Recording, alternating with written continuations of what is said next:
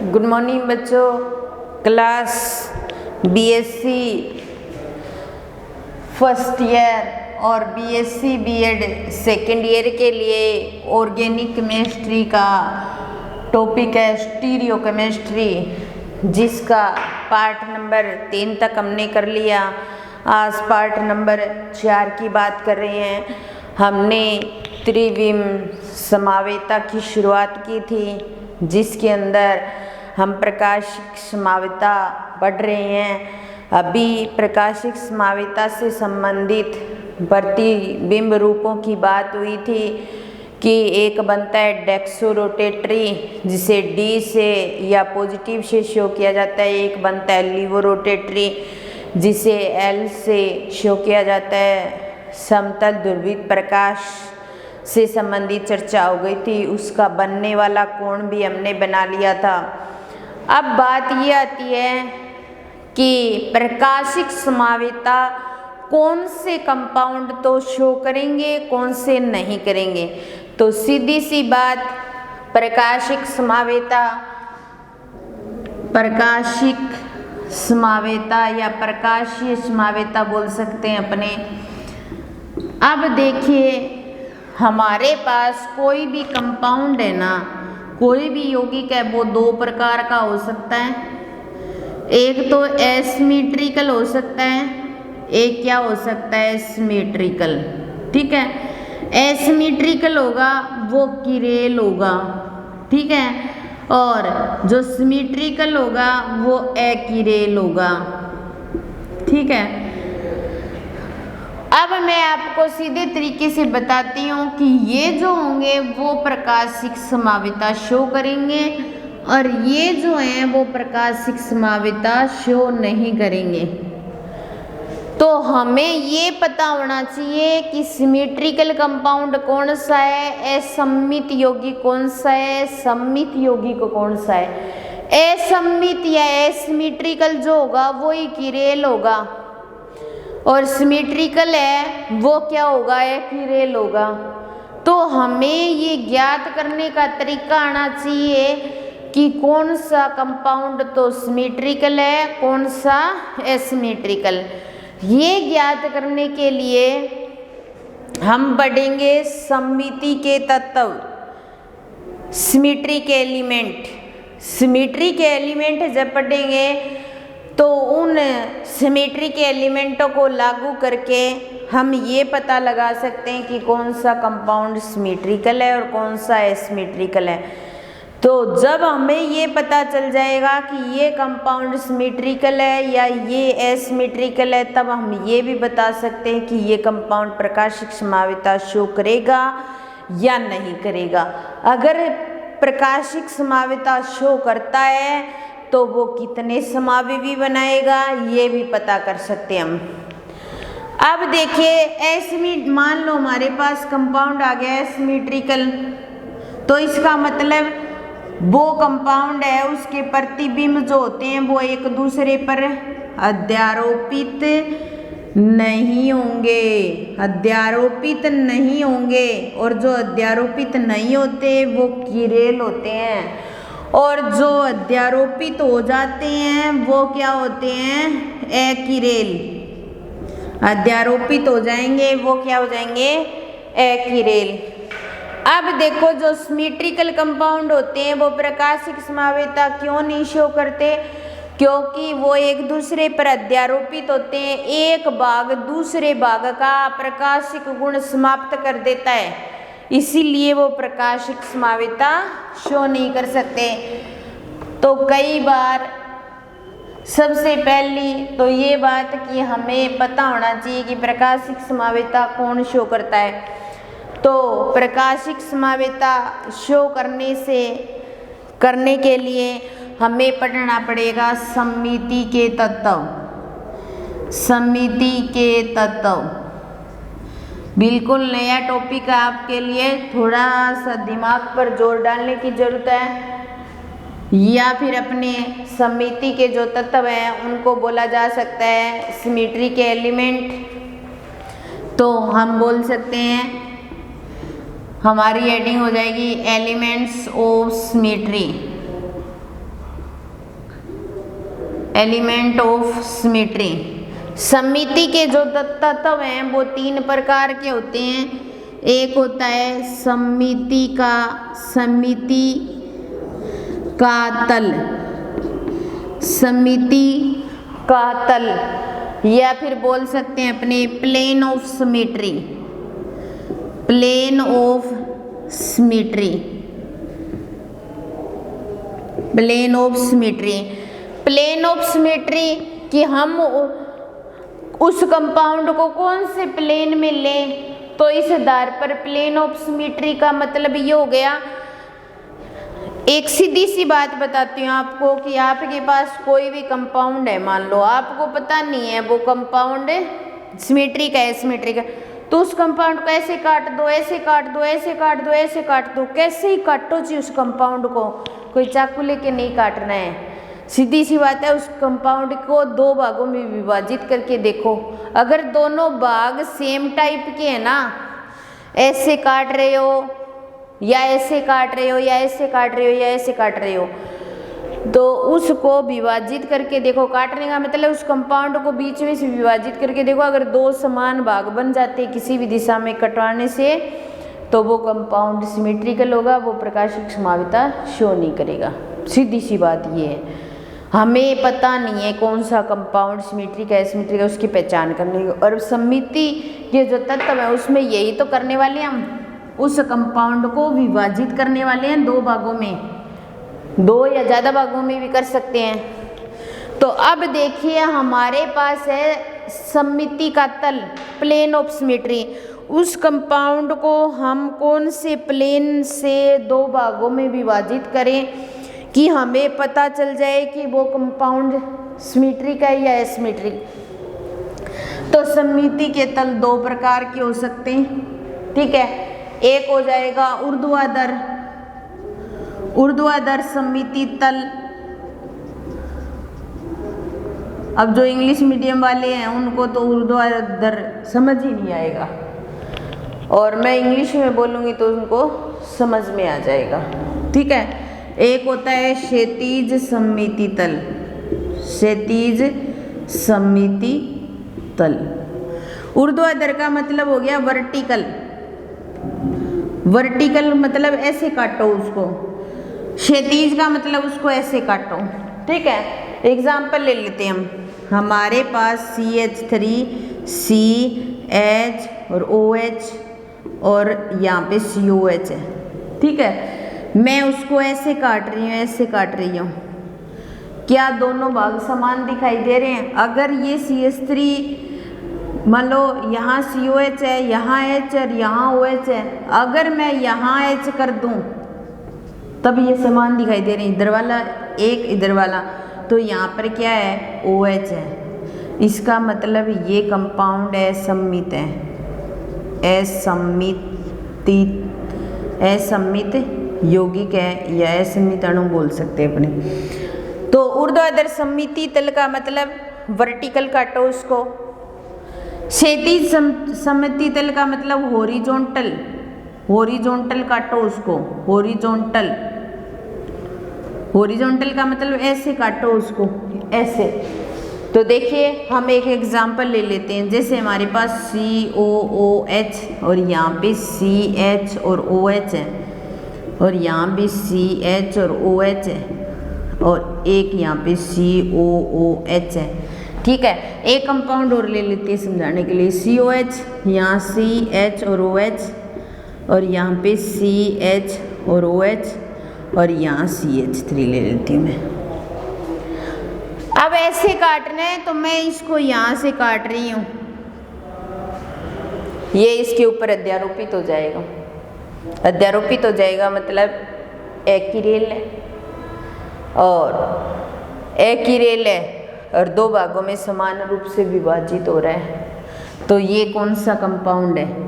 Symmetrical compound है। ये symmetrical compound है, प्रकाशिक समाविता शो नहीं करेगा, प्रकाशिक समाविता शो नहीं करेगा। अगर मैं इसको यहाँ से काटूं तब ये 2 भागों में विभाजित नहीं हो रहा, मतलब हमने 2 भागों में विभाजित तो किया है लेकिन ये बराबर 2 भागों में विभाजित नहीं होना। मेरा कहने का मतलब ये है, अब यहाँ तो COH है, यहाँ CH3 है, ये इसके ऊपर अध्यारोपित हो जाएगा क्या? नहीं होगा, नहीं होगा। इसका मतलब ये क्या है? असम्मित यौगिक है, और असम्मित यौगिक है तो ये प्रकाशिक समावेता दर्शाएगा। समावेवी भी बनेंगे, उनकी भी चर्चा करेंगे हम। तो पहले तो हम वो पहचान कर रहे हैं कि जो समिति के तत्व हैं उनकी बात कर रहे हैं हम। समिति के तत्वों के द्वारा किसी कंपाउंड को दो भागों में विभाजित किया जा सकता है या नहीं किया जा सकता, उसकी बात करते हैं। मैं ये लास्ट यूनिट करवा रही हूँ ऑर्गेनिक केमिस्ट्री की। आपकी ऑर्गेनिक केमिस्ट्री फिर पूरी हो जाएगी। लास्ट चैप्टर है, ये लास्ट यूनिट है। मैंने लास्ट यूनिट इस चैप्टर को मैंने लास्ट इसलिए चुना था कि मैंने ये सोचा था कि शायद कॉलेज लग जाएंगे और हम इस चैप्टर को डायरेक्टली आमने सामने बैठकर करेंगे, ताकि आपको कोई प्रॉब्लम आए तो मैं आपकी प्रॉब्लम सॉल्व कर सकूं। लेकिन कॉलेज नहीं लगा और हमारी बुक भी पूरी होने वाली है, इसलिए हमें इस लास्ट चैप्टर को भी करना पड़ेगा। इस बुक को कंप्लीट करके दूसरी बुक स्टार्ट करेंगे। तो इसलिए मैं इस चैप्टर को बहुत धीरे धीरे एक एक चीज़ बहुत अच्छे से बता रही हूँ आपको। तो अब समझने की कोशिश करिए, क्योंकि ये चैप्टर आपके लिए बिल्कुल ही नया है। तो समिति तल आपको समझ आ गया होगा, दो प्रकार का होता है, ऊर्ध्वाधर और वर्टिकल हम काट सकते हैं। उसके बाद में अगला जो समिति का जो एलिमेंट है हमारा वो है समिति अक्ष। समिति अक्ष या समितीय अक्ष या घूर्णन अक्ष बोल सकते हैं। क्या बोल सकते हैं? घूर्णन अक्ष। इसका मतलब इसके अंदर हमें क्या करना है? कंपाउंड को घुमाना है। एक निश्चित कोण पर घूमने के बाद सेम वही पोजीशन आती है तो वो कंपाउंड समिति के तत्वों के अकॉर्डिंग सिमेट्रिकल है, वो प्रकाशिक समावेता शो नहीं करेगा। जैसे हमारे पास मान लो ये COOH,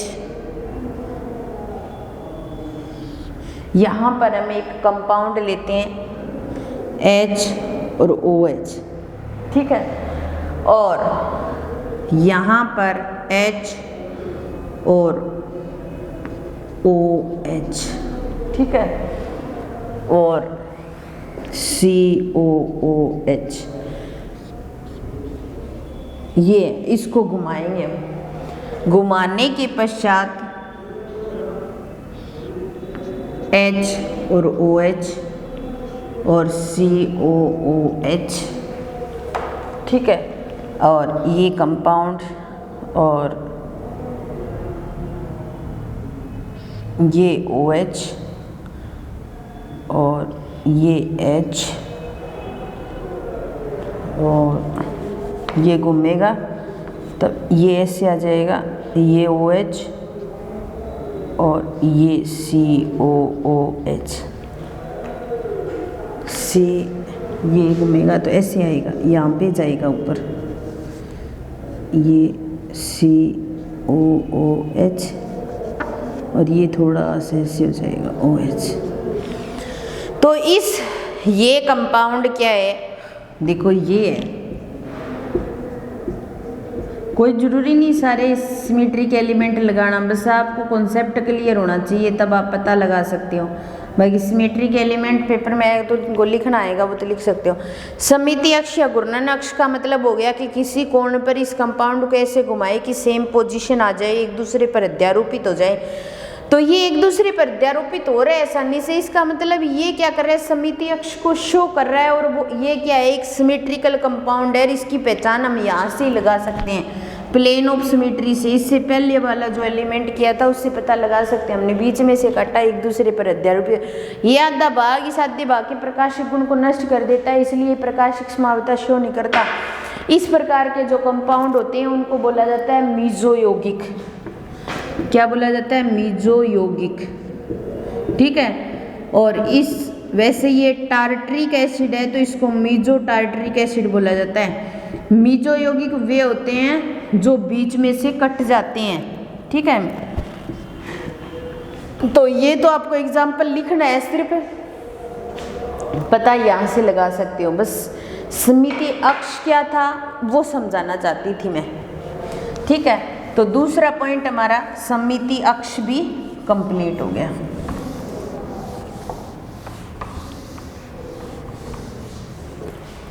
सममिति अक्ष भी कंप्लीट हो गया। उसके बाद में लास्ट जो सिमेट्री का एलिमेंट आता है उसका नाम है सममिति केंद्र। उस एलिमेंट का नाम है सममिति केंद्र। ठीक है, सममिति केंद्र। केंद्र का मतलब है कि देखिए आप, हमारे पास ये क्या है, बेंजीनिंग है मान लो। ठीक है, ये बेंजीनिंग। इस केंद्र बिंदु से इस तरीके से कितनी रेखाएं खींचें या कोई भी रेखा खींचे तो वो कंपाउंड अगर दो भागों में विभाजित हो जाता है तो वो किसको शो कर रहा है, सममिति केंद्र को। तभी तो मैंने कहा था किसी कंपाउंड को ऐसे काटो या ऐसे काटो या ऐसे काटो या ऐसे काटो, कैसे ही काट लो जी, अगर वो दो भागों में विभाजित होता है तो वो सममित यौगिक माना जाएगा। और सममित कभी भी प्रकाशिक समाविता शो नहीं करता, असममित शो करेगा, क्योंकि सममित का अगर अपने प्रतिबिंब रूप बनाएंगे तो प्रतिबिंब रूप बनेगा ही नहीं। ठीक है, तो जैसे हमारे पास ये है कार्बन कार्बन डबल बॉन्ड और इसके साथ यहाँ H जुड़ा हुआ है, यहाँ H जुड़ा हुआ है, यहाँ H जुड़ा हुआ है, ये H जुड़ा हुआ है। इसको हम ऐसे इस केंद्र बिंदु से ऐसे काट रहे हैं, बराबर दिखाई दे रहा है। हम इसको ऐसे काट रहे हैं, ऐसे ही बराबर दिखाई दे रही है। हम इसको ऐसे काट लेते हैं तो दिखाई देती है, या ऐसे काटते हैं तो दिखाई देती है। वैसे ही बेंजीन का मैंने एग्जाम्पल लिया था, अगर आप इसको ऐसे काटोगे या ऐसे काटोगे या ऐसे काटोगे या ऐसे काटोगे तो बराबर दिखेगी आपको। तो केंद्र अक्ष, केंद्र का वह बिंदु जहाँ से रेखाओं के द्वारा इस किसी भी कंपाउंड को भागों में विभाजित करते हैं तो वो केंद्र क्या होता है, सममिति केंद्र होता है, या सेंटर ऑफ सिमेट्री बोल सकते हैं हम। सेंटर से किसी कंपाउंड को दो भागों में विभाजित करना सेंटर ऑफ सिमेट्री होता है। तो ये सिमेट्री के कुछ एलिमेंट थे, plane of symmetry, axis of symmetry और सेंटर ऑफ सिमेट्री। तीन एलिमेंट थे जिनके द्वारा हम किसी भी यौगिक को दो भागों में विभाजित कर सकते हैं। अगर कोई यौगिक विभाजित होता है तो वो सममित यौगिक या सिमेट्रिकल कंपाउंड होता है, और अगर विभाजित नहीं होता तो वो असममित यौगिक या एसिमेट्रिकल कंपाउंड होता है।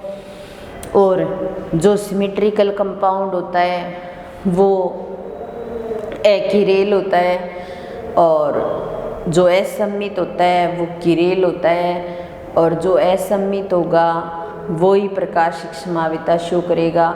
तो असममित ही किरेल होता है। तो हम ऐसे कह सकते हैं कि जो यौगिक किरेल है वो प्रकाशिक समाविता शो करेगा, और जो यौगिक असममित है और अकिरेल है वो प्रकाशिक समाविता शो नहीं करेगा।